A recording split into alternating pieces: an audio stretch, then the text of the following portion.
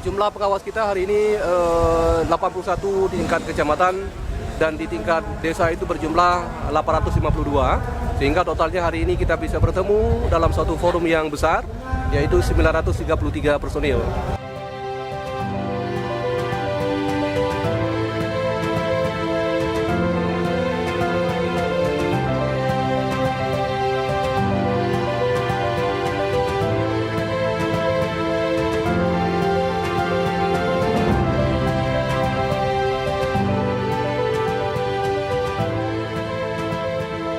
Agenda lain Bang, bisa diulang Bang? Ya, agenda kita adalah dalam rapat konsolidasi ini adalah mendapat arahan baik itu dari Provinsi Aceh dan juga dari komisioner di tingkat Panwasli Aceh Utara.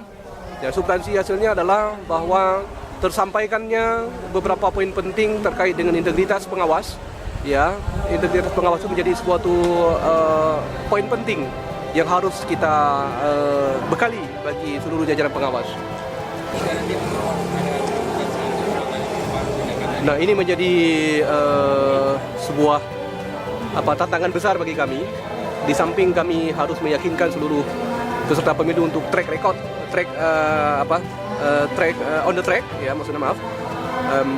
Kami juga pastikan bahwa penyelenggara itu on the track juga.